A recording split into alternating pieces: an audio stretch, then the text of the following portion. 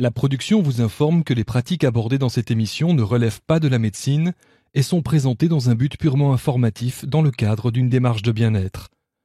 Elles ne peuvent en aucun cas se substituer à un avis ou à un suivi médical. Connais-toi toi-même et tu connaîtras l'univers et les dieux, disait Socrate. Mieux se connaître, c'est déjà comprendre dans quelle vie on a mis les pieds pour pouvoir mieux naviguer sur notre chemin et prendre en main son destin. Pour découvrir notre identité astrale qui renferme nos bagages terrestres, nous allons étudier l'astrologie humaniste, un merveilleux outil de compréhension de soi, avec Laurence Luminastro dans Expert en thérapie.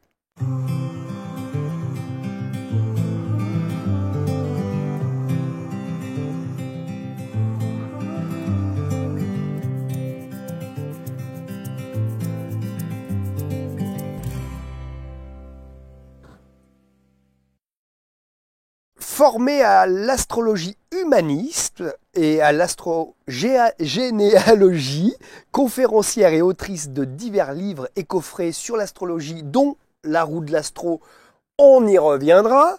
Pour elle, décoder les messages de l'être, c'est prendre en main son destin. Bonjour Laurence. Bonjour Thierry. Merci d'être venue nous voir des Yvelines pour nous parler astrologie humaniste. On va en connaître la définition. Merci. Mais tout d'abord, merci pour ce très beau cadeau. Avec grand plaisir. C'est mon thème astral, figurez-vous, en mode mandala que notre Laurence, très créative, nous allons le découvrir dans cette émission, m'a remis en arrivant au studio. 30 ans dans la finance, Laurence. Oui. Un cancer qui se déclenche. Vous vous posez alors les questions existentielles et vous allez voir 3 astrologues. Et là, ça a été une vraie découverte parce que ces astrologues ne me connaissaient pas, bien sûr. Ils ne se connaissaient pas entre eux. C'est fait sur plusieurs périodes. Je n'ai pas fait les 3 en même temps.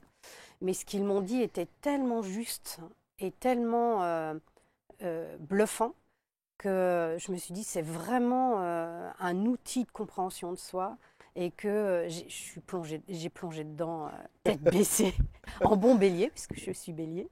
Et en bon bélier, j'ai plongé profondément dans l'astrologie parce que je me suis dit c'est vraiment un outil merveilleux pour découvrir qui l'on est.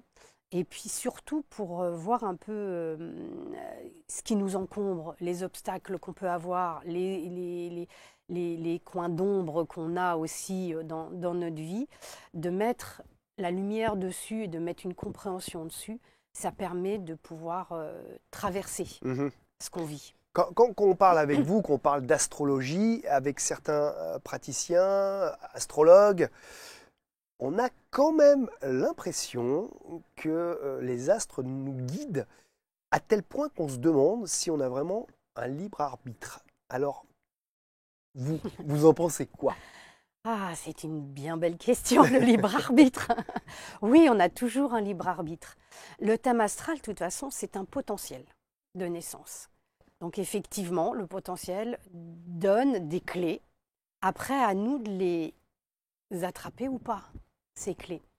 Et effectivement, on va vivre des expériences qu'on peut voir dans le thème astral, mais on peut soit les vivre d'une manière un peu comme si on subissait, ou alors dans le côté compréhension, je comprends ce qui m'arrive et je sais pourquoi ça m'arrive et je vais dépasser ce qui m'arrive.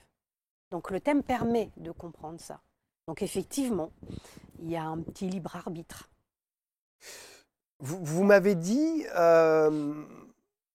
si on a un handicap, on en a tous à certains endroits dans nos thèmes, qu'ils peuvent devenir du coup une force, un potentiel. Vous pouvez préciser cette idée?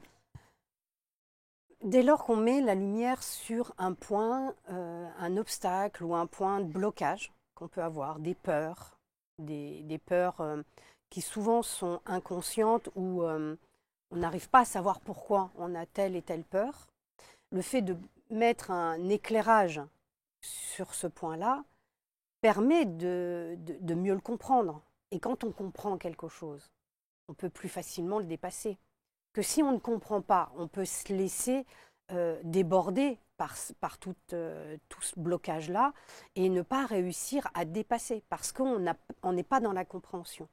Et étudier son thème astral, c'est être dans la compréhension de soi. Savoir qu'est-ce qui nous habite, savoir quelles sont les énergies qui sont en jeu dans mon thème, qui se parlent entre elles dans mon thème, comment elles se parlent. Et c'est en comprenant ça qu'on peut dépasser les peurs, les appréhensions. Ça ne veut pas dire qu'on n'en a plus. Ça veut dire qu'on les prend différemment. D'accord. Ça ne veut pas dire qu'on n'a plus de blocage. Mais ça veut dire que le blocage, on va le comprendre différemment. Et qu'on peut du coup éventuellement le dépasser. Ouais.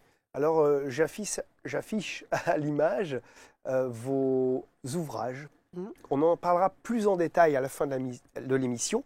On tirera des cartes pour les gens qui nous regardent. Ils auront peut-être un éclairage, qui sait. Vous avez la roue de l'astro, on va en parler. L'oracle de la sagesse astrale, décidément aujourd'hui. Et le coffret pour débuter qui s'appelle Décoder les secrets de votre thème astral. Tout ça, ça sera durant l'émission, on y reviendra. Mais la question que je voulais vous poser pour démarrer cette émission, une des questions d'introduction, c'est quoi cette fameuse astrologie humaniste ? Alors moi, je vais vous donner ce que je ressens dans l'astrologie humaniste, ma vision à moi. Pour moi, c'est mettre la personne au cœur de son thème et de ne pas y voir parce que, comment expliquer ?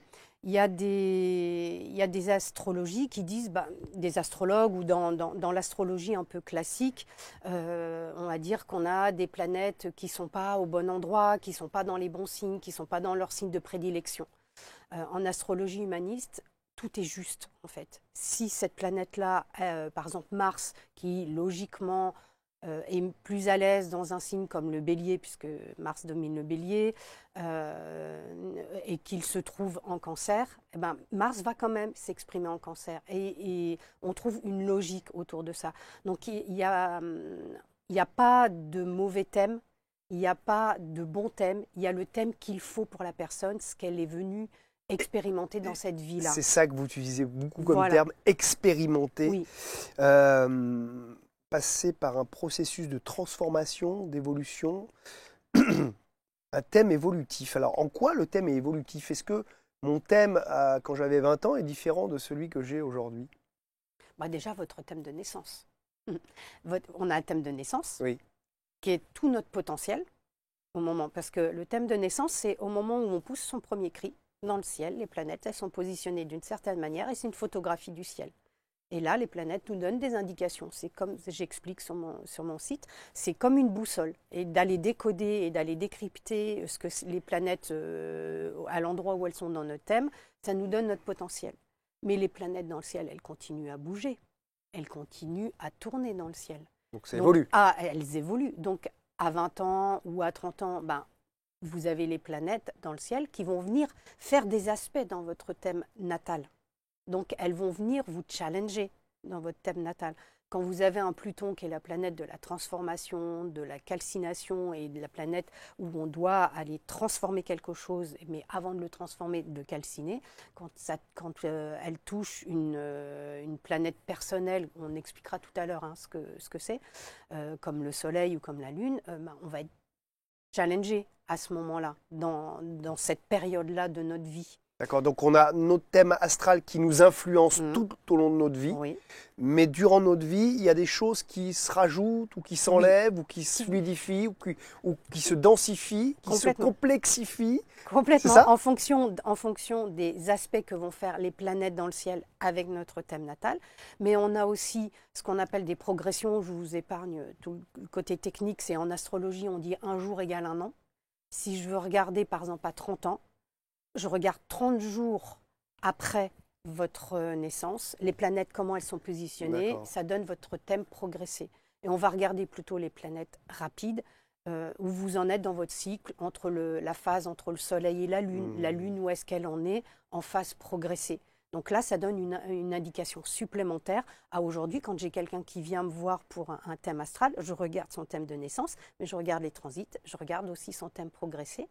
Et on a aussi ce qu'on appelle une révolution solaire. Je ne sais pas si vous avez déjà entendu ou fait faire une révolution solaire. C'est tous les ans, au moment où le soleil se repositionne au même degré comme dans notre thème natal, comme à notre naissance. On peut refaire un nouveau thème. Et donc, tous les ans, on va vivre un nouvel ascendant. Donc, on va avoir un mood pour cette année-là qui va nous accompagner pour cette année-là. D'accord, donc chaque année, j'ai quand même mon thème astral qui fait que j'ai certaines, j'allais dire possibilités. Personnalité, j'ai une certaine personnalité, j'ai certaines possibilités, j'ai certains potentiels, blocages aussi. Mais tous les ans, ça change aussi. Tous les ans, on rajoute, au moment de l'anniversaire, on rajoute un élément complémentaire quand on se questionne, qu'est-ce qui m'arrive cette année, par exemple, dans quelle énergie, dans quel mood je vais être, et ben on va regarder la révolution solaire qui va ramener de l'information complémentaire. Mais par contre, elle sera toujours en lien avec le thème de naissance. De base. C'est les fondations, en fait, voilà, nos thèmes astral de naissance. Complètement. Ce sont nos fondations. Oui. Après, on rajoute de la déco. C'est ça, à peu près. C'est ça. Alors, vous avez des outils pour travailler à la maison. Ce livre, La roue de l'astro, on expliquera pourquoi la roue, comment elle fonctionne, puisqu'elle tourne vraiment, je le montre un peu comme ça. On va tirer, on va jouer, on va tenter de comprendre avec vous, grâce à vos couleurs, grâce à vos dessins, grâce à tout ce travail artistique que vous avez fait. Moi-même, vous m'avez expliqué, je commence à comprendre ce que c'est une maison, un signe. Et d'ailleurs, dans cette émission, on va voir ce que c'est les maisons, on va voir ce que c'est les planètes, qu'est-ce qu'elles nous racontent, comment on peut les interpréter. Et d'ailleurs, on va justement commencer par les signes. Comme quand on écoute l'horoscope à la radio, est-ce qu'on peut se faire un point sur finalement, c'est quoi un bélier, un taureau, un gémeaux? Désolé, c'est toujours pareil, on commence par les béliers, on finira donc par les poissons. Les poissons, mais vous êtes habitués. Alors là, ce sont mes images, parce que, en fait, au-delà de l'astrologie humaniste, moi j'aime bien aussi dire que je fais un peu de l'astrologie sensorielle, parce que j'aime bien aller chercher tous les sens. Donc il y a, du moins, il ne va pas y avoir tous les sens puisqu'il n'y a pas le goûter, mais par contre, c'est beaucoup dans le visuel, dans l'image, et de se laisser porter par l'image, les couleurs, les mots qu'on va lire dans les mots-clés de ce que j'ai dans les cartes, de ce que j'ai pu faire. Et donc là, les images-là, ce sont les images qui me parlent, qui me donnent une idée de ce que ça peut donner comme idée au niveau du signe. Les signes, on a 12 signes du zodiaque. C'est une histoire qu'ils nous racontent, les signes. C'est un voyage qu'on fait à travers les signes. On démarre avec le bélier. Le bélier, c'est le premier signe du zodiaque. Alors, les signes sont en lien aussi avec les saisons. Donc, il y a un moyen aussi de retrouver un peu ce que le signe renferme comme énergie. Donc, le bélier, c'est le début. Donc, il débute, il initie. Donc, le bélier, lui, il va avoir en lui l'envie d'initier les choses. Bien sûr, toujours un bémol. Tout dépend où le soleil. C'est le soleil, hein. Le signe astral, c'est le soleil, à l'endroit où il est au moment de la naissance. Donc, tout dépend où est-ce qu'il est dans le thème, dans le champ d'expérience, où est-ce qu'il est et comment il est aspecté. On parle d'aspect, c'est-à-dire quelle autre planète touche le soleil. Donc là, ce que je vais donner, c'est vraiment des caractéristiques où on n'a pas le thème en lui-même. C'est la caractéristique intrinsèque du signe, sans avoir tout le reste. On dit que les béliers sont plutôt fonceurs, mais en fonction du soleil, ça pourrait être un bélier pas trop fonceur. Si le soleil est dans une maison où c'est une maison qui est plutôt d'introspection, une maison plutôt où on va plutôt aller chercher dans ses racines comme la maison 4 ou à chercher à s'améliorer comme la maison 6, il ne va pas s'exprimer de la même manière qu'un soleil bélier qui va être en maison 10, qui est plutôt dans... Ça peut être un bélier amplifié, très fort, ou un bélier atténué. Atténué, plus doux. Oui, si peu que le bélier soit touché par une autre planète qui lui demande d'être plus doux, par exemple. Mais il y a une explication toujours, hein, il y a une logique, il y a un fil d'Ariane dans un thème et tout est logique dans le thème. D'accord. Donc le bélier, il est fonceur, il initie. Donc c'est le début du zodiaque. Et donc à l'époque, on disait, quand les cambrioleurs allaient cambrioler une banque, ils prenaient une voiture bélier. La police qui voulait défoncer une porte, il prenait un bélier. Donc voilà, le bélier, il défonce les portes, il avance et il réfléchit après. Mais s'il avance trop et qu'il va trop de l'avant, il peut ne rien faire non plus. Donc arrive le taureau derrière. Donc il y a une logique. À chaque fois, le signe qui arrive derrière, il vient apaiser le signe d'avant. D'accord ? Oui. Donc le taureau, il vient ralentir le bélier. Oui, d'accord. Mais enfin, moi, je suis scorpion, ascendant vierge, mais j'ai pas... Enfin, si j'étais bélier, j'aurais pas un taureau à côté de moi tout le temps pour me... Non, bien sûr. Non, mais c'est pour raconter l'histoire des signes. Okay. La logique des signes et l'histoire des signes. Et de toute façon, vous avez les 12 signes en vous. Parce qu'on a 12 champs d'expérience. Et on va en parler de ces champs d'expérience. Les 12 signes sont quand même en nous. Et vous avez d'autres, vous n'avez pas que le soleil, vous avez la lune, Mercure, Vénus, donc vous pouvez avoir une planète aussi. Moi, je ne sais pas comment vous vous en sortez entre les planètes, les signes, les maisons, mais on va essayer de mieux comprendre l'astrologie humaniste avec vous. Alors le taureau, donc le taureau, c'est un rapport à la Terre. Oui. Le taureau, il vient ralentir l'énergie, donc c'est un constructeur, il matérialise les choses, il est en lien avec la terre, avec l'alimentation. Donc il est en lien avec, il est un peu plus matérialiste, il est en lien avec les possessions, le taureau. D'accord. Avec tous les sens. Derrière le taureau, imaginez ce gros taureau dans un champ, avec ses 4 bien ancrés à la terre. Arrive derrière le Gémeaux. Le Gémeaux, c'est le signe le plus léger du zodiaque. Le Gémeaux, il vient alléger. Parce que le taureau, s'il reste ancré, il n'aime pas le mouvement, il n'aime pas le changement, le taureau. Le Gémeaux, lui, il arrive à la fin du printemps où on a les abeilles qui virevoltent et qui butinent de fleur en fleur. Et de butiner de fleur en fleur, elles viennent polliniser les fleurs. Donc le Gémeaux, lui, il pollinise. Il crée du lien entre tout le monde. Il est dans la communication. Gémeaux, j'aime les mots. Ah, joli. Donc il est dans la communication, dans le verbal, dans l'intellect, dans la curiosité. Il veut découvrir plein de choses. Mais comme il veut découvrir plein de choses et qu'il est très curieux, il peut rester aussi très léger, ne pas approfondir les choses. Arrive le Cancer derrière. Et le Cancer, c'est un signe où on revient à soi. On revient dans son intériorité. Le Cancer, c'est un signe d'eau. Donc le Bélier, signe de feu. Taureau, signe de terre. Gémeaux, signe d'air. Le Cancer, signe d'eau. C'est de l'eau. C'est l'eau un peu, l'eau amniotique, du liquide amniotique, l'eau du cocon, de la maman qui cocoune son enfant. Donc le Cancer, il est en lien avec le monde de la famille, avec l'enfant, avec le côté infantile aussi. Mais c'est un moment où il revient à soi. Et le Cancer, étant tourné à soi, à un moment donné, il faut aussi sortir de sa coquille. Arrive le lion, le roi lion, le roi de la savane. Un lion qui rentre dans une pièce, on le voit, il rayonne. On est en plein été, donc c'est la joie. Les enfants qui jouent sur la plage avec les parents. Donc le lion, il va être vraiment tourné vers l'affirmation de soi, vers la créativité, vers le jeu, vers le rayonnement. Alors, il peut être aussi vers le côté... Moi, je fais une différence entre le côté briller et le côté rayonner. Briller avec l'ego et on rayonne avec le cœur. Voilà. Et après le lion, s'il brille trop, arrive la Vierge. Alors, vous êtes ascendant Vierge. Donc, la Vierge, elle vient apporter de l'humilité au lion. La Vierge, elle est vraiment dans ce côté perfectionnement de soi. Elle est très perfectionniste. Elle est même hyper perfectionniste. Vous avez vu, j'ai refait mon introduction tout à l'heure. Hein. Le dernier mot, j'ai glissé, mais on aurait pu le laisser, mais c'est plus fort que moi. Je dis, je la refais. Mais les Vierges, c'est comme ça. C'est plus fort qu'elles. Elles peuvent aussi avoir tendance à se dévaloriser parce que c'est jamais assez parfait. Elle va voir tout, le petit truc que nous, on n'a pas vu, elle va le voir parce qu'elle est vraiment dans ce côté perfectionniste.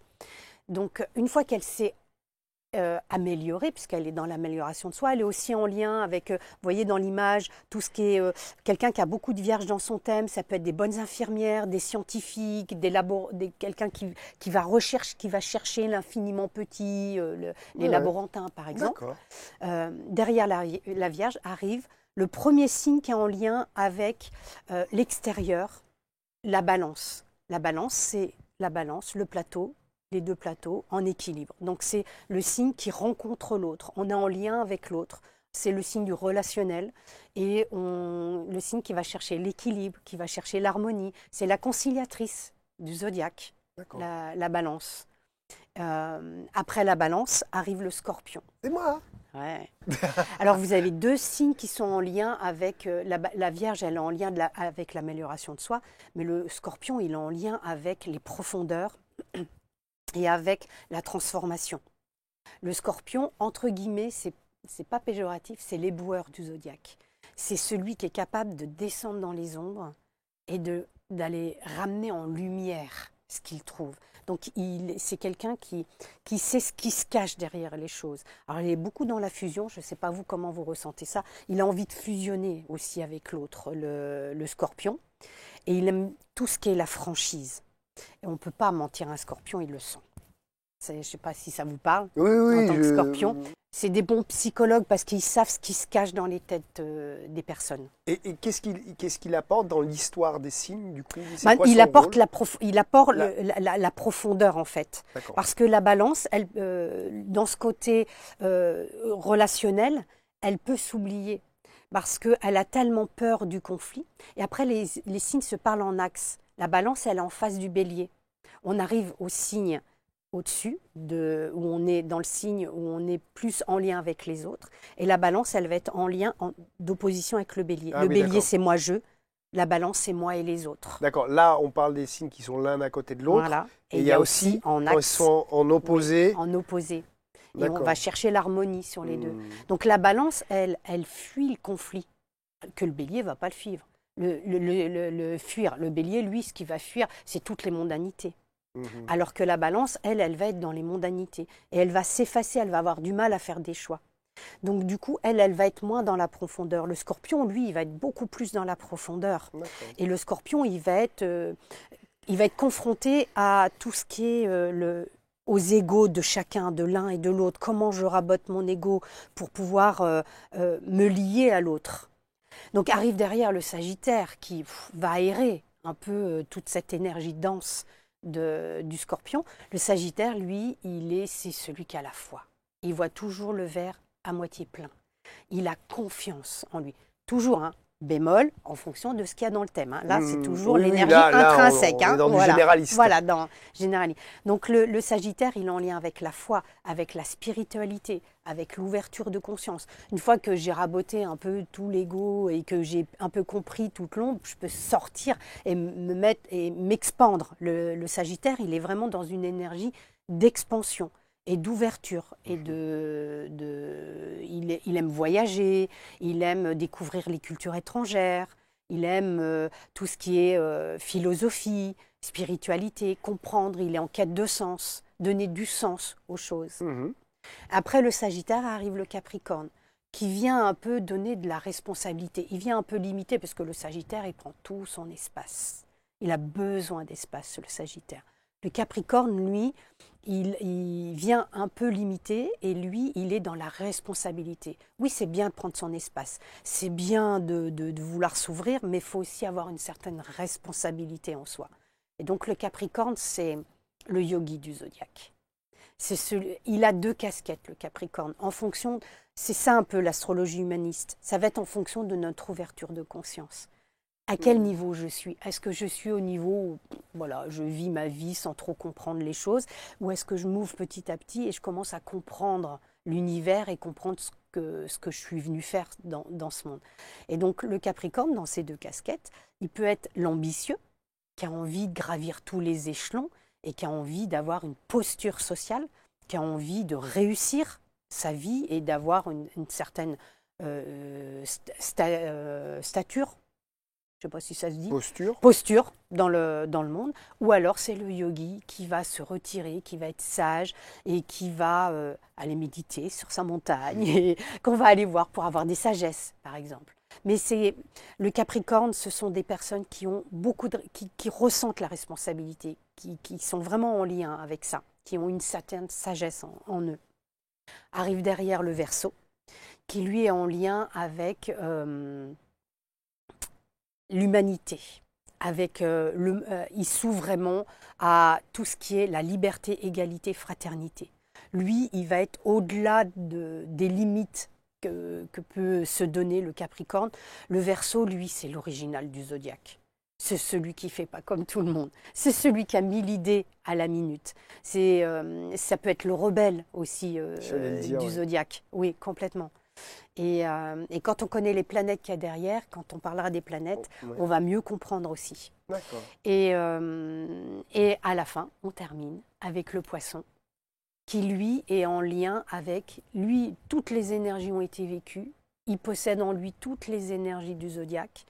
Et lui, il est en lien avec le grand tout, avec l'univers. Ce sont des rêveurs. C'est le poète du zodiaque ou l'artiste du zodiaque. C'est aussi de l'eau, le Poisson, mais là, pour le coup, c'est l'eau des océans. C'est l'immensité. Et ce que je ne vous ai pas dit, le Taureau, il est en face du Scorpion. Taureau, les possessions et la matérialité. Le Scorpion, il est plutôt en lien avec l'invisible. Il va plutôt être en lien avec ce qui se cache derrière les choses. Le Gémeaux, il est dans la curiosité et découvrir toutes les choses. Le Sagittaire, lui, il est dans la connaissance, le savoir, mais il va prendre plus de hauteur. Il va approfondir les choses.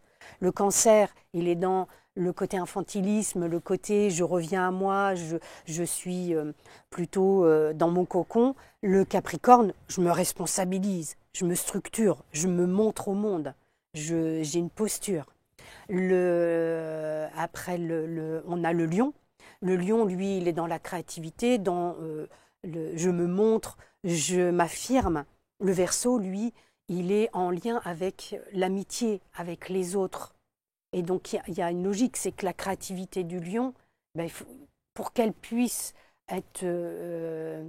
avoir une portée, il faut qu'elle ait une portée collective. Donc, vous voyez les signes, comment ils se parlent entre eux, en fait. Est-ce qu'on pourrait dire que quand ils sont en opposition, comme ça, qu'ils se complètent, comme le yin et le yang Oui, c'est un aspect qu'on peut dire tendu. Ou est-ce que ce sont des pendants qui sont opposés, ils peuvent ne pas se comprendre. Mais le but, c'est de les harmoniser. Comme la balance, où on va trouver un équilibre entre les deux. Il faut arriver à trouver l'équilibre entre les deux. Et chaque signe possède en lui, à l'intérieur de lui, un peu du signe opposé. Et donc le Poisson, en face, c'est la Vierge. La Vierge, l'infiniment petit. Le côté structure, carré, cadré. Tout est bien rangé, tout est bien nickel. Les dossiers... Le Poisson, lui, c'est un peu le bordel, lui. Parce que lui, il est en lien, c'est l'artiste qui est en lien avec, qui se laisse descendre les intuitions et qui va pas être, qui peut avoir un pied entre les deux mondes, entre le monde d'où il vient et le monde terrestre. D'accord. Et est-ce que deux signes qui sont en opposition peuvent faire un bon couple? Oui, pourquoi pas, pourquoi pas sûr. D'accord. Bien sûr. Ouais. Mais vous savez, il y a pas de... C'est ça, en fait, avec l'astrologie humaniste, même quand on fait, vous en parliez dans une autre émission, la synastrie, dans un couple.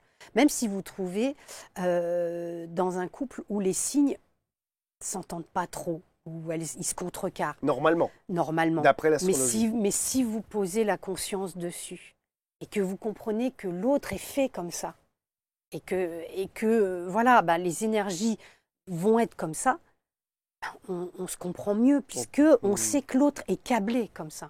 Et dans l'opposition, c'est pareil, on va chercher à s'harmoniser. C'est sûr qu'au début, par exemple, un bélier qui fonce tête baissée et qui ne pense pas à l'autre, la balance, elle, c'est oui, mais les autres. Donc c'est sûr que dans un premier temps, la balance et le bélier, ils peuvent se dire, oui, t'es gentil, toi, tu penses qu'à l'autre, mais moi, l'autre, il est important. Alors moi, je connais bien cet axe, je suis bélier ascendant balance. Donc moi, je n'ai pas le choix.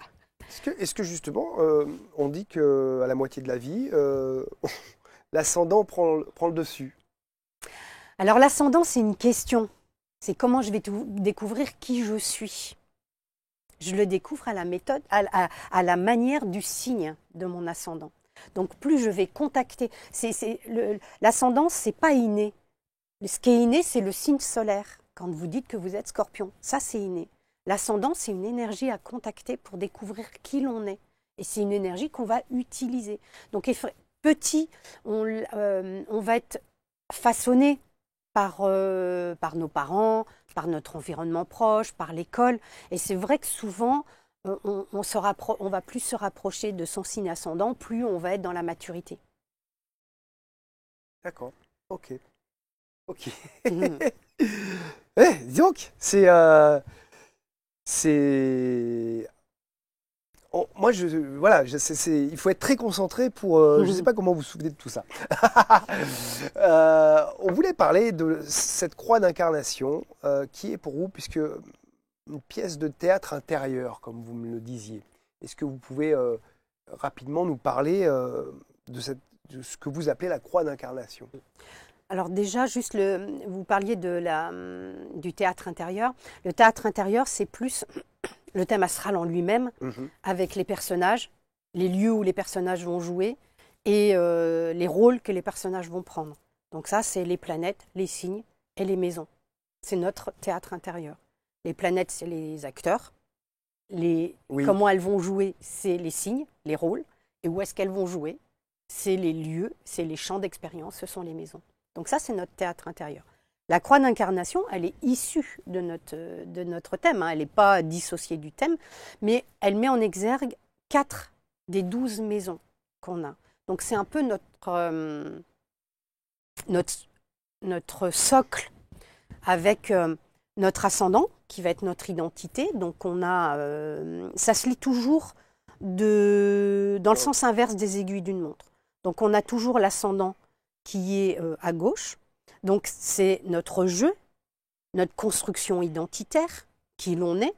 Donc qui l'on est à la manière du signe. Et les planètes qui vont être dedans vont aussi être des outils pour découvrir qui je suis.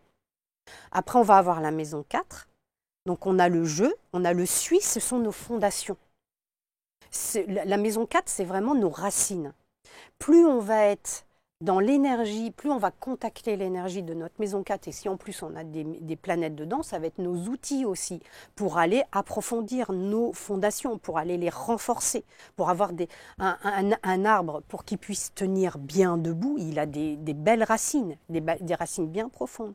Donc notre maison 4, elle va parler de ça. Elle va parler de notre foyer parental, le foyer dans lequel on est arrivé, de notre transgénérationnel. Ça va parler aussi du foyer qu'on va construire. Donc plus on va comprendre cette maison 4, plus on va construire notre socle, plus on pourra se tenir debout quand on sera dans la maison 10, donc dans l'axe opposé. En face de l'ascendant, on a ce qu'on appelle le descendant. Donc la croix, c'est ça, on a ascendant, donc ascendant à gauche. Je ne sais pas dans quel sens on me voit à la caméra. On a l'ascendant qui est à gauche, le descendant qui est à droite, le fond du ciel et le milieu du ciel. Et donc en face de l'ascendant, ce qu'on appelle le descendant, c'est quand on rencontre l'autre. Donc plus je construis mon identité, plus je sais qui je suis, plus je peux rencontrer l'autre sur le même pied d'égalité. Ne pas me perdre dans l'autre, parce que je sais qui je suis.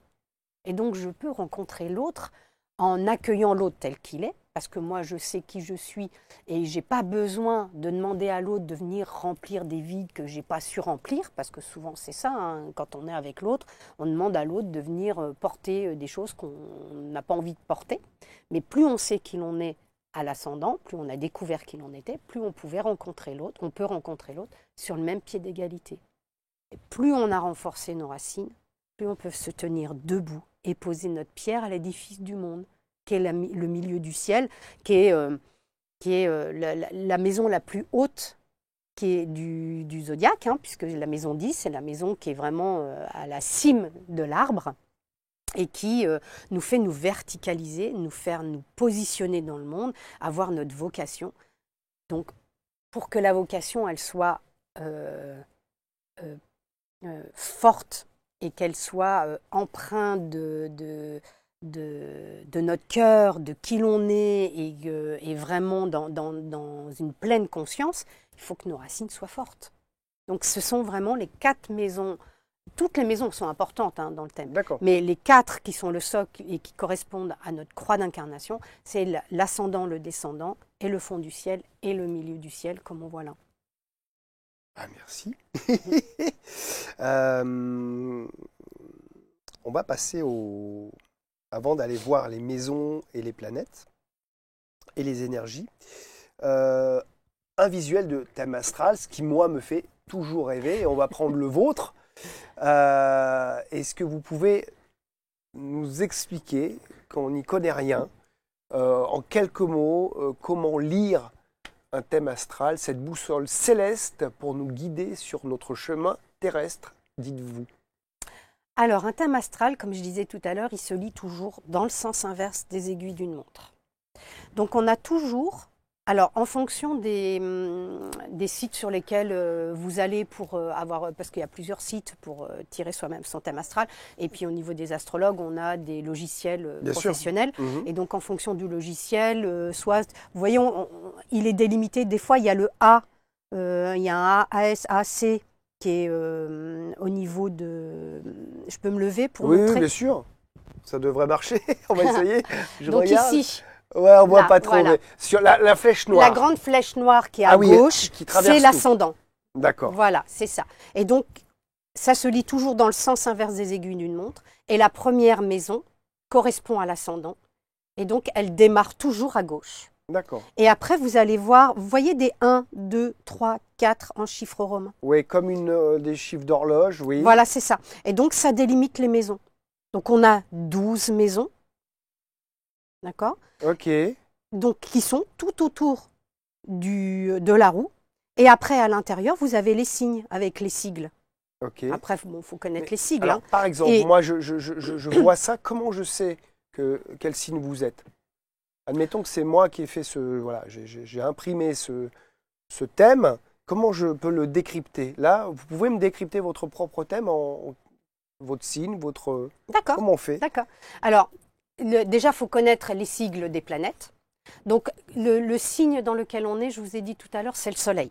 Le Soleil, c'est le rond jaune avec un petit point jaune à l'intérieur. Vous le voyez à droite? Ah oui, d'accord. Ok. Voilà. Donc ça, c'est le Soleil. D'accord. Mhm. Donc, je suis Bélier.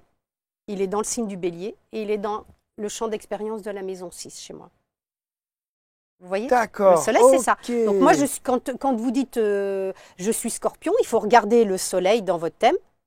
Il est dans le signe du Scorpion. Moi, je suis Bélier. Le Soleil, dans mon thème, il est dans le signe du Bélier. D'accord, c'est comme ça. Et donc, c'est ça. Ok. L'ascendant, on le voit tout de suite puisque c'est la première maison. Et donc l'ascendant, c'est le sigle de la Balance. Je suis ascendant Balance. D'accord. Je suis sur l'axe, moi. Bélier-Balance, l'axe d'opposition, le Bélier qui est opposé à la Balance. Donc je suis sur un axe en fait. Mais tout le monde n'est pas forcément sur cet axe-là. D'accord. Parce que vous êtes Scorpion, ascendant Vierge. Donc le Scorpion en face du Scorpion, c'est le Taureau. Et en face de la Vierge, c'est le Poisson. Donc vous n'êtes pas dans un axe d'opposition. Mais voilà, moi, il s'avère que je suis dans cet axe-là. Mais après, on a tout autour, on a des planètes. Les planètes qui jouent avec nous. Qui jouent avec nous. Vous voyez, par exemple, mon Soleil, le rond jaune. À côté, vous voyez, il y a quelque chose qui le touche. Oui. Ça fait une comme une rouge croix avec un demi-cercle. C'est Saturne. Donc moi, je ne peux pas faire autrement que de comprendre Saturne. Parce que Saturne, il touche mon Soleil. Mais comprendre Saturne, ça veut dire quoi? En astrologie, quand je vous dirai c'est quoi les planètes, Saturne, c'est la planète de la responsabilité. D'accord. Donc de responsabiliser l'affirmation. Le Soleil, c'est notre rayonnement. C'est la conscience qu'on a. Donc avec Saturne, je n'ai pas d'autre choix que mon Bélier doit être canalisé, a besoin d'être canalisé. D'accord. Mais il y a une compréhension pour ça. Et la logique, je suis ascendant Balance. L'ascendant Balance, qui lui prend conscience des autres, forcément, il va influer sur mon Soleil Bélier. Donc le Bélier qui, lui, ne pense qu'à lui et fonce, vous voyez comment, intrinsèquement, dans l'énergie du Bélier, on dit que c'est un fonceur, il fonce et il réfléchit après. Moi, je suis ascendant Balance, je fonce pas et je réfléchis après. Parce que la Balance, elle a du mal à faire des choix. Donc elle m'amène une énergie complémentaire à mon Soleil. Elle vient impacter mon Soleil. Tout comme ce Saturne qui touche mon Soleil, Saturne vient impacter mon Soleil Bélier. Donc c'est pour ça que quand quelqu'un va vous dire je suis tel signe, si vous vous dites ah bah tel signe c'est ça que la personne vous dit mais moi ça ne me parle pas, bah, c'est parce que dans le thème, le soleil il est dans tel champ d'expérience. Et moi le champ d'expérience de la maison 6, c'est le champ d'expérience de l'amélioration de soi, c'est le champ d'expérience de la santé. Donc forcément, ce soleil en bélier, il va être plutôt dans l'amélioration de soi, dans la compréhension, donner des outils, chercher des outils pour la santé, pour se comprendre. D'accord. Tous les outils que j'ai pu mettre en place. Ah bah, on parlait Donc, d'outils voilà, il y a une et logique. on parlait Mais, de thème astral. Est-ce qu'on pourrait faire une petite pause sur oui, bien sûr. cette roue de l'astro? Est-ce que vous pouvez nous expliquer qu'est-ce que vous proposez dans cet ouvrage aux éditions de nos amis Le Lotus et l'Éléphant? Ah oui, excusez-moi, Il n'y a pas de elle a mal. été bien rangée. Bah oui, Parce je qu'on fais peut la- sortir la roue et vraiment Alors. s'en servir. Vous Donner allez un nous- exemple. Ah, voilà. Donc, le thème. Hop. Donc la roue, elle vient pour simplifier, parce qu'en astrologie, ce qui est le plus compliqué, c'est comment j'imbrique. J'ai mon soleil qui est dans tel signe, qui est dans telle maison. Qu'est-ce que ça veut dire pour moi? C'est ce qui va être d'arriver à imbriquer une planète, un signe, une maison, et après une planète avec une planète. C'est ça qui est assez compliqué, de se dire bah, qu'est-ce que ça veut dire. La roue, donc, elle tourne comme ça. Donc, il y a les maisons, D'accord. les signes, Oui. et les pétales, ce sont les planètes ou les points karmiques qu'on peut trouver dans un thème. Ok. Donc, avec son thème, par exemple, moi, je suis ascendant Balance. Donc, j'ai l'ascendant, la maison 1. Comment je découvre mon identité et aborde mon existence. Donc, je remets une phrase pour chaque maison. Oui. Maison 2, comment j'utilise mes dons, mes possessions et travaille la matière, mon corps, mon argent, mes sens. Vous voyez, il y a une question à chaque fois dans chaque maison. Donc là, mon ascendant, ben, je vais aller y mettre l'ascendant Balance, par exemple. Moi, je suis Balance. Donc, comment je découvre mon identité et aborde mon existence? Donc, la Balance, elle va teinter la maison de quoi? De conciliation, d'harmonie, d'équilibre, le sens du relationnel, sens de la justice. Donc c'est en étant dans l'harmonie, en cherchant l'harmonie avec les autres, que je pourrai plus facilement découvrir qui je suis. Et vous voyez comment ça vient teinter mon soleil bélier, qui lui, il n'est pas trop dans cette énergie-là. Ascendant vierge? Moi? Bah oui, Oui. je vous mets la vierge. Donc l'ascendant vierge. Donc là, vous faites correspondre les signes Eh avec ben, les on ascendants. a la maison, je fais tourner le signe qui débute la maison. D'accord. Et donc l'ascendant vierge, comment je découvre donc mon identité et aborde mon existence? Donc avec efficacité, avec humilité, avec perfectionnisme, avec analyse, avec précision, le sens du détail. C'est ce qu'on disait tout à l'heure. Oui. Vous voyez? Donc du coup, on a imbriqué à la fois la maison et le signe qui va avec. D'accord. Donc c'est une manière simplifiée de pouvoir lire son propre thème. Oui, c'est ça que c'est bien. Et les pétales? Et les pétales, ce sont les planètes. Imaginons que dans votre thème, vous ayez par exemple Mars en maison 1. Vous avez Vénus. On va mettre Vénus. Ce sera plus parlant. Donc dans votre thème, en ascendant, vous êtes ascendant vierge, mais vous avez Vénus aussi. Et Vénus, donc elle apporte l'émanation de mes valeurs, de mon sens du relationnel, de l'expression de ce que j'aime. Donc Vénus, dans votre maison 1, en plus en vierge et avec votre ascendant vierge, vos valeurs, vous allez avoir des valeurs vierges aussi. Donc ça va bien venir compléter la découverte de qui vous êtes, de cet ascendant vierge qui est perfectionniste, qui aime que les choses soient bien carrées, qui aime que tout soit carré au niveau du détail. Mmh. Si, admettons que vous aviez Mercure, qui est la planète de l'intellect, on va le mettre, il est où Mercure? Il est là. Hop. Je le fais, bah moi je le connais, hein, c'est pour montrer aux personnes. Hein. Dans le livre, tout est expliqué. Hein. Donc, apporte l'expression de mon mental, de ma capacité de discernement, de ma compréhension et de la formulation des idées. Donc, ça veut dire que Mercure, en maison 1, va apporter le fait d'encore plus essayer de comprendre qui je suis, va apporter ma curiosité, puisque Mercure, c'est Hermès, c'est le messager des dieux, c'est celui qui est en contact avec tout ce qui crée du lien, qui est en contact avec la communication, mais avec l'intellect. Donc plus vous serez dans cette curiosité-là de découvrir qui vous êtes, et en plus le discernement avec la Vierge, plus vous saurez qui vous êtes. D'avoir ce discernement et de comprendre que, voilà, l'ascendant Vierge, qu'est-ce qu'il vous apporte dans votre vie? C'est ce côté carré, ce côté perfectionniste. À quoi ça sert, puisque visiblement, d'après les astres, je suis comme ça et pas autrement. J'ai ci, j'ai ça, je fonctionne comme ci et comme ça. Je le sais d'une certaine façon. Qu'est-ce qui fait que de travailler avec l'astrologie va m'apporter un supplément d'âme ou une meilleure vie peut-être? En meilleure vie, une vie avec de la compréhension de qui l'on est.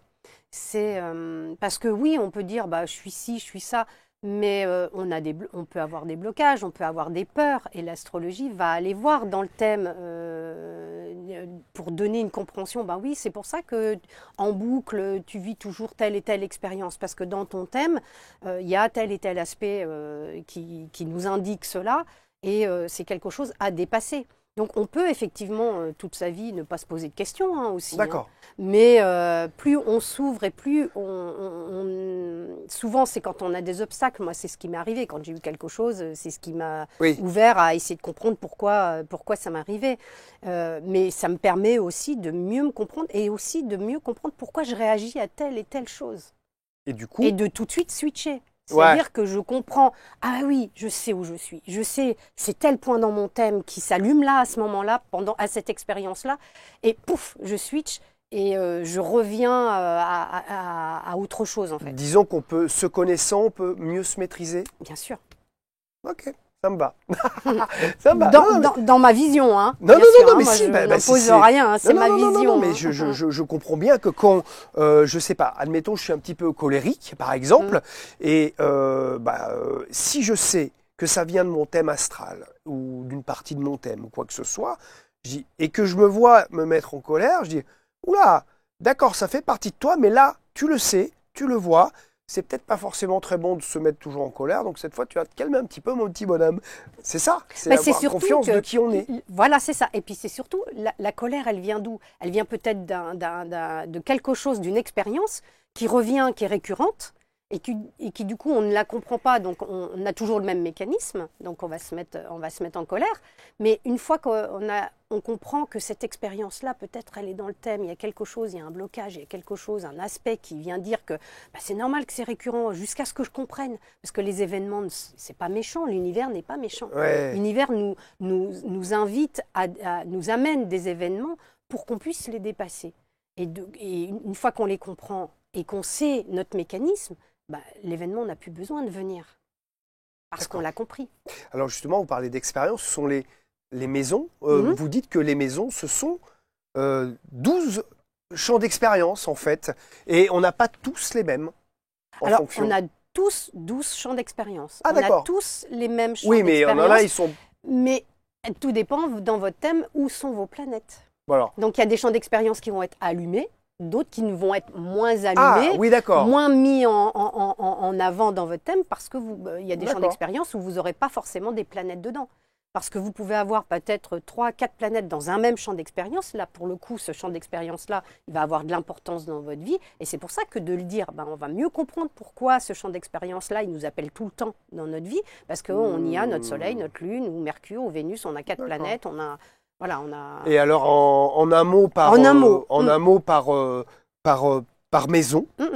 Voilà. Donc, on démarre toujours par la 1, qui est l'ascendant. Donc, c'est l'identité, comment je découvre qui je suis. La 2, comment je découvre mes dons. Donc, la 1, c'est la naissance. C'est toutes les naissances. Naissance de projet, naissance qu'on va mettre, tout ce qu'on va mettre au monde.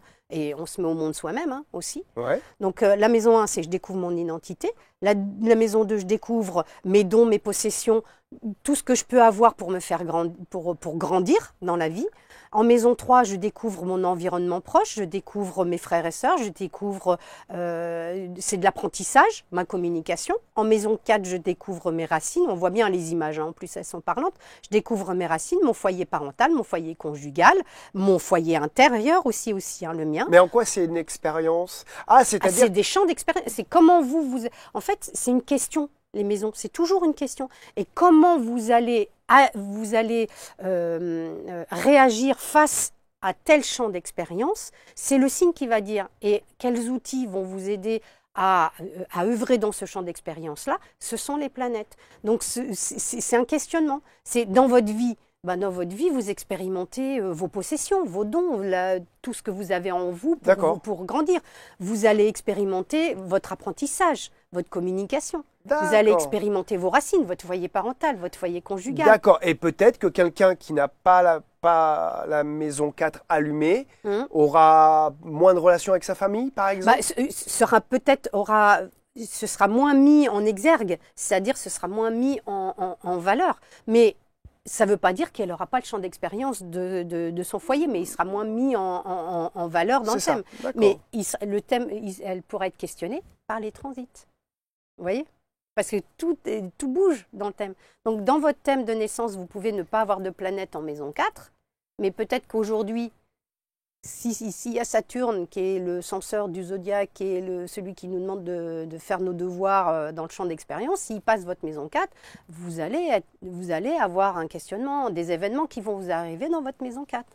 Vous voyez? Donc, ça bouge dans le thème. D'accord. La maison 5, c'est la créativité, la joie, les enfants, les amours.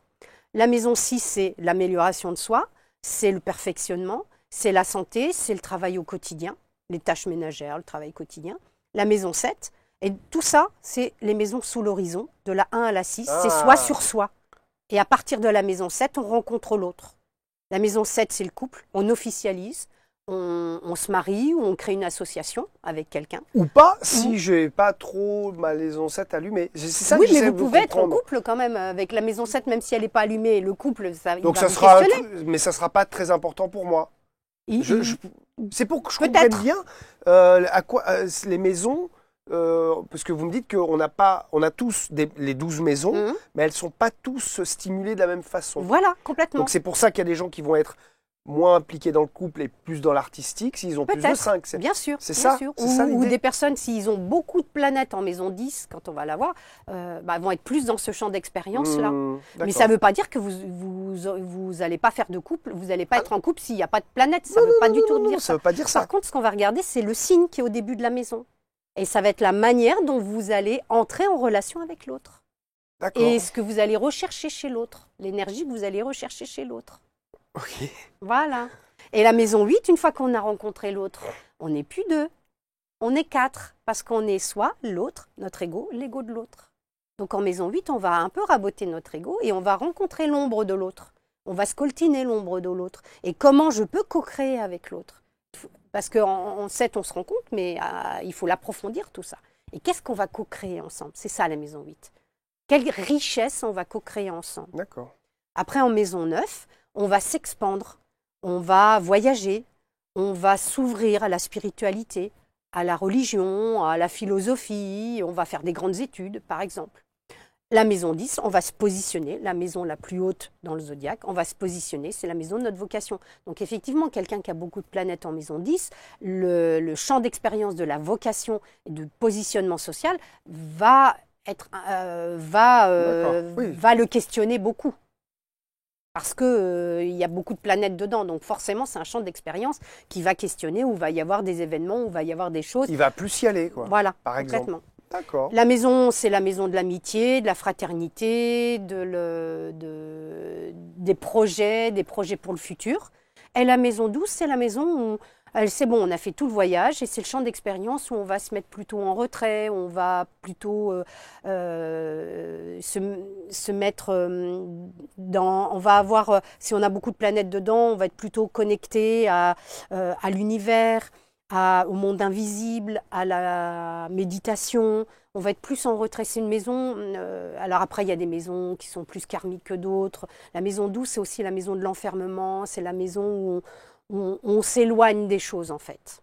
C'est la Oui, on maison où prend on va du faire un recul. grand bilan.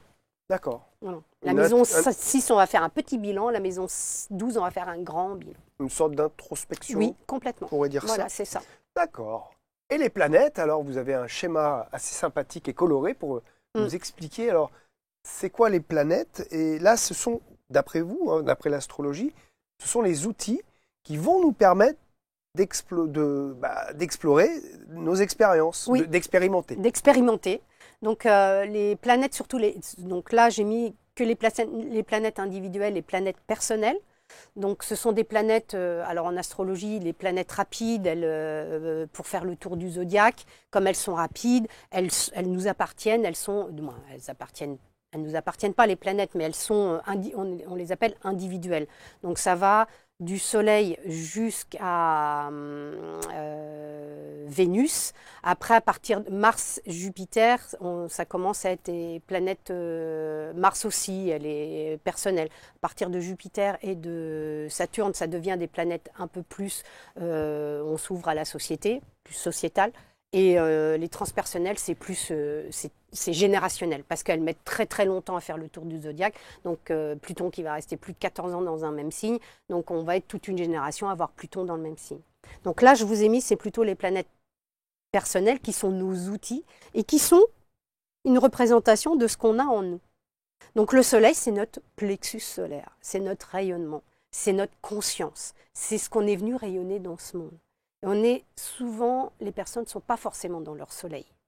Parce qu'il y a des choses qui font qu'on ne rayonne pas complètement notre soleil.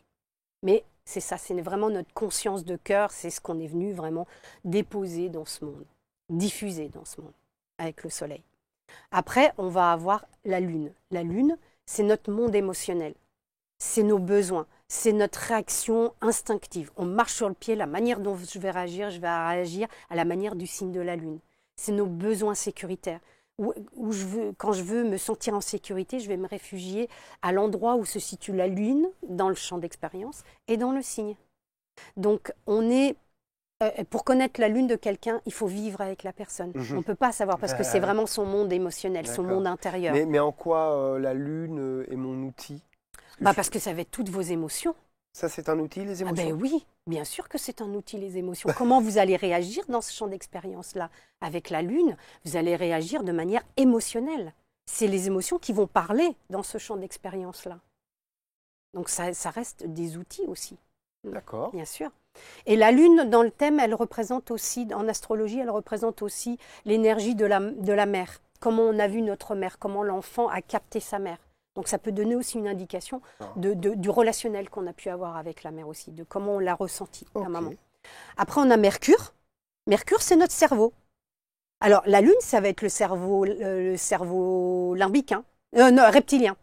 On marche sur le pied, je réagis comme ça. Un enfant qui tombe, comment je vais réagir pour aller le soigner? C'est la Lune, c'est le signe de la Lune. Est-ce que je vais être héroïque avec une Lune en Lion, ou est-ce que je vais aller soigner le petit bobo avec une Lune en Cancer et puis faire des câlins et des bisous à l'enfant? Vous voyez un peu la différence. Mercure, lui, c'est le cerveau intellectuel. C'est où est-ce que je le pose dans mon champ d'expérience, dans quel champ d'expérience j'ai posé ma curiosité, mon intellect. C'est Mercure. C'est nos pensées, notre manière, c'est notre intelligence intellectuelle, notre manière de penser, de parler, de communiquer, de créer du lien avec les autres. Mercure, si on connaît la mythologie, c'est Hermès, le messager des dieux. Donc c'est vraiment tout ce qui est en lien avec la communication et l'intellect. D'accord. Et c'est pour ça que je l'ai mis là-haut, au niveau du cerveau. Et Vénus, c'est notre intelligence de cœur. C'est nos valeurs, ce qu'on va aimer. Et ce qu'on va aimer faire, c'est à l'endroit où va être Vénus, dans notre thème, dans le champ d'expérience, et avec le signe. Elle va émaner le signe dans lequel elle est, Vénus. Elle n'est pas dans l'action, Vénus. Elle est dans l'émanation, comme une fleur qui émane un parfum. Vénus, elle émane le signe dans lequel elle est. Et Mars, je l'ai mis là, c'est nos jambes, nos muscles, c'est l'action. Mars, c'est Arès, c'est le guerrier, c'est le dieu de la guerre, Arès. Donc Mars, c'est l'action. Où est-ce que je vais poser des actes? Où est-ce que je vais agir? Dans quel champ d'expérience je vais agir? C'est à l'endroit où se situe Mars dans le thème. D'accord. Voilà. Ok. Et non, le Soleil, je l'ai dit. Et après, on a les autres planètes. Donc Saturne, c'est notre structure, c'est notre responsabilité. Jupiter, c'est notre expansion. C'est à l'endroit où il est, on dit que c'est une planète bénéfique. On sent qu'on a de la chance, on a la foi dans ce champ d'expérience-là. Et Saturne, lui, où il est, c'est un peu le censeur du zodiaque. C'est un peu le père tape-dur qui nous met des coups de pied des fois dans le derrière, mais pour qu'on fasse nos devoirs. Mais c'est pas méchant, c'est pour qu'on aille voir à l'endroit où il est, est-ce qu'on est bien responsable de ce qu'on fait? Donc est-ce qu'on est responsable de la planète qui touche? Est-ce qu'on est responsable du champ d'expérience? Vous voyez tout à l'heure dans mon thème, Saturne qui touche mon Soleil. Et après on arrive aux planètes transpersonnelles, on a Uranus, Neptune et Pluton. Ce sont des planètes, Uranus met 84 ans à faire le tour du zodiaque, Neptune je ne sais plus trop, c'est plus de 100 ans voilà, à faire le tour du zodiaque. Donc vous voyez, c'est générationnel. Et Uranus, c'est le trublion du zodiaque, c'est le coup de pied dans le derrière céleste, dans le derrière des terriens. Et pour nous émanciper à l'endroit où il est dans notre thème, c'est un endroit où on a envie de s'émanciper, où on va faire les choses de manière originale. Et Neptune, c'est l'endroit où on va avoir de la compassion. Et Pluton, c'est à l'endroit où on va se transformer, on va calciner des choses pour se transformer. Voilà. D'accord. Je ne sais toujours pas comment vous arrivez à retenir toutes ces informations. Mais je suppose qu'on n'apprend pas l'astrologie et à devenir astrologue non plus comme ça. Non, oui, c'est des années, ça fait des années que je suis plongée dedans. J'ai je ne sais combien de livres chez moi et de cours. Et, on vous remercie pour le livre La roue de l'astro, on l'a vu tout à l'heure. Il y a l'oracle de la sagesse astrale en un mot. Pour ceux qui aiment les oracles, pouvez-vous juste nous dire quelle carte il y a dedans et comment ça marche? Donc les cartes de l'oracle, ce sont des cartes qui sont sur les points karmiques. Donc l'axe des nœuds sud, nœuds nord. Nœud sud, énergie de vie passée. Quand on ne croit pas aux vies passées, énergie qu'on a captée à la naissance, ouais. qui vibre dans nos veines. Et c'est assez facile, c'est une zone de connu dans ce thème-là. Et le nœud nord, c'est une zone d'inconnu. C'est une zone, mais qu'on s'est demandé d'aller regarder, d'aller voir, qu'il faut aller contacter avec la conscience. Ça ne se contacte pas comme ça. Ça se contacte avec la conscience. D'accord. Et quand j'ai ce jeu entre les mains, comment je peux l'utiliser pour travailler C'est un tirage d'oracle, hein, donc il y a un petit livret dedans qui explique comment faire le tirage. Il y a un tirage soit une seule carte, soit deux cartes, soit trois cartes. Et du coup, on a donc l'axe des nœuds, on a aussi la lune noire, qui est aussi un point de blocage, un point d'angoisse, de peur, mais c'est aussi notre don d'absolu dans notre thème. Et on a Chiron qui est la blessure, une blessure aussi, mais qui est aussi une clé de guérison.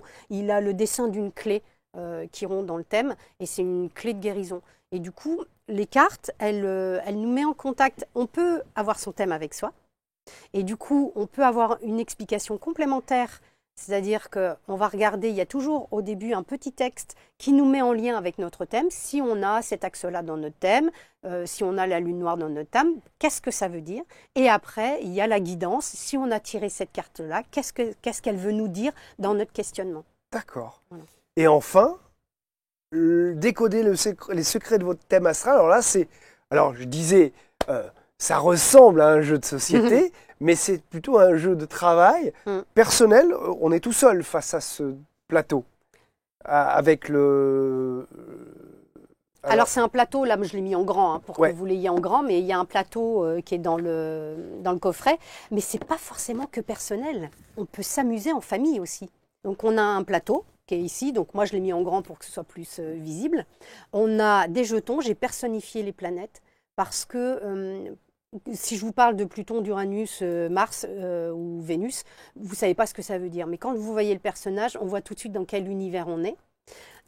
Les maisons, pareil, elles sont imagées pour qu'on voit tout de suite dans quel champ d'expérience on est. Et le but de ce coffret-là, ça peut être pour soi-même, mais ça aussi, c'est familial. On peut découvrir son conjoint, sa conjointe, ses enfants. Oui, parce que mais je veux dire, on ne joue pas à plusieurs. Ah, quoi que si, enfin, oui, jouer. on peut jouer. Excusez-moi, entre guillemets. Je joue le terme jouer parce que c'est vrai que ça ressemble vraiment à... Voilà. Donc, il y a un livret dedans qui explique comment aller chercher son thème astral. Donc, chacun va chercher son thème astral. J'explique comment trouver les maisons. Tout est expliqué dedans. Hein. On ne peut pas se tromper. Les jetons, il y a les sigles derrière, il y a les noms derrière. Donc, on peut pas se tromper. Et le but, c'est d'aller poser les planètes, juste les planètes sur le plateau. Parce que quand on pose les planètes, il y a déjà quelque chose qui se passe. C'est quand on pose, vous voyez là par exemple, on pose 4 fois au même endroit quelque chose, déjà en soi on se dit, oh cet endroit-là, il m'interpelle. Une fois que j'aurai tout posé, je pense que je vais aller regarder qu'est-ce qu'il veut dire ce champ d'expérience-là.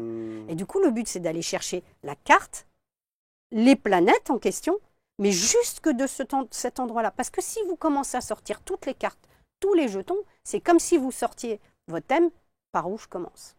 Alors que là, on se laisse guider. On va mettre les planètes et on se recule et on se dit, qu'est-ce qui m'interpelle sur le plateau? Qu'est-ce que j'ai envie d'aller regarder? Moi, c'est ça qui m'interpelle. Peut-être que vous, ça va être ça va être le personnage. Peut-être que ce personnage-là, qui est Uranus, ah bah lui, il m'interpelle. Je vais plutôt aller regarder lui, on ne sait pas de qui à l'autre.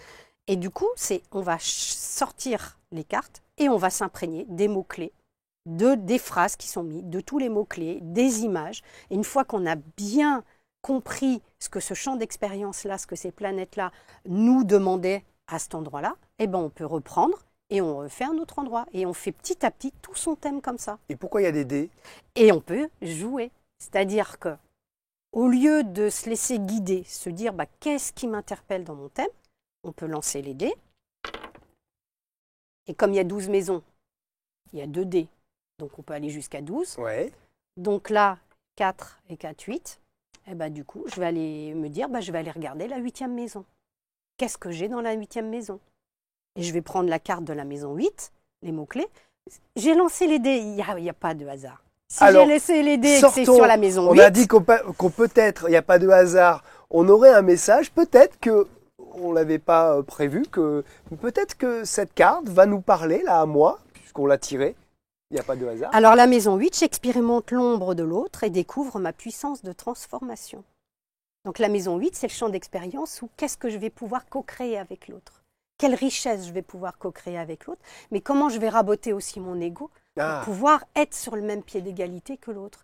Est-ce que je suis dans le pouvoir avec l'autre? Est-ce que je suis dans la manipulation? Est-ce que je fais tout pour que l'autre soit dépendant de moi? Ou est-ce que je suis dépendant de l'autre? Est-ce que l'autre me manipule? C'est toutes les questions que questionne la maison 8.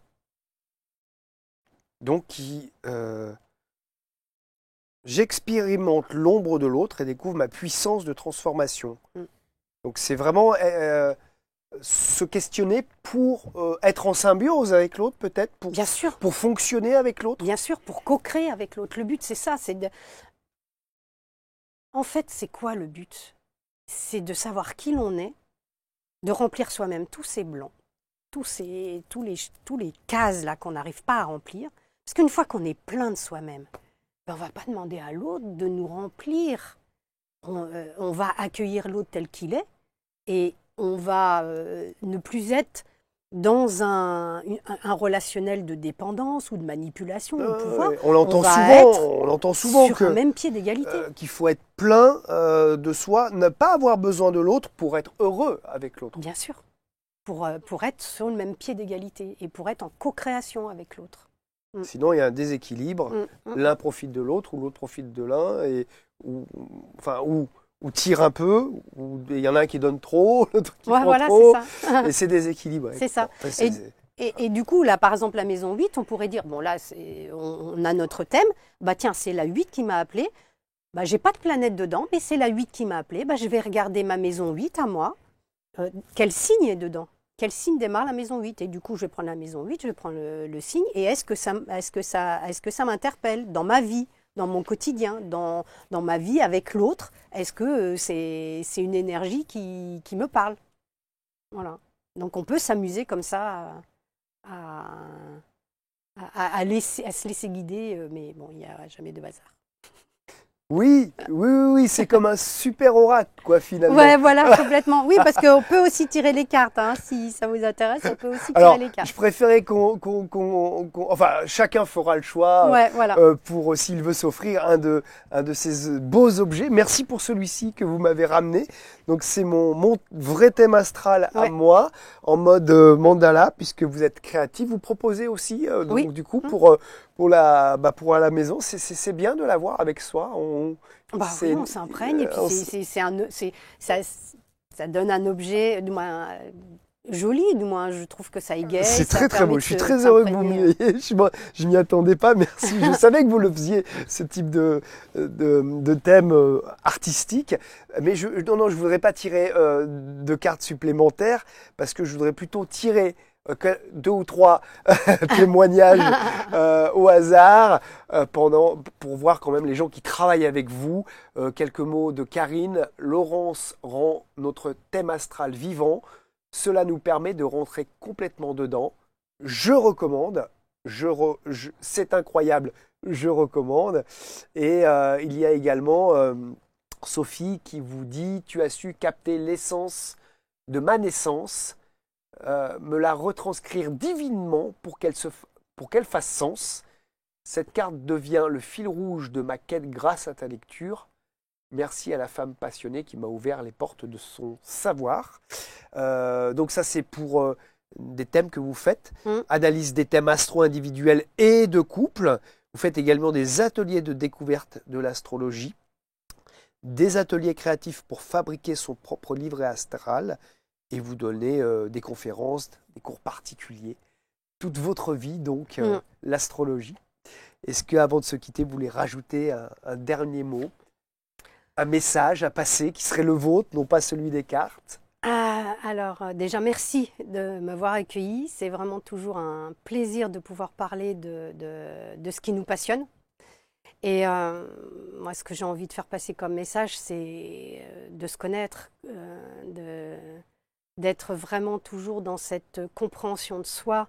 Parce que plus on sera dans la compréhension de soi et de ce qui peut nous bloquer dans la vie, plus on pourra avancer en fait, plus on pourra les dépasser, parce que quand on met la conscience dessus, ça permet d'apaiser les choses. Ça permet vraiment de pouvoir passer et passer les obstacles. J'en ai eu quelques-uns. et vraiment de se comprendre, c'est... voilà, mon mot c'est ça, c'est vraiment... n'hésitez pas à vraiment trouver les outils qui vous permettront de mieux vous comprendre. Et du coup, mieux s'accepter.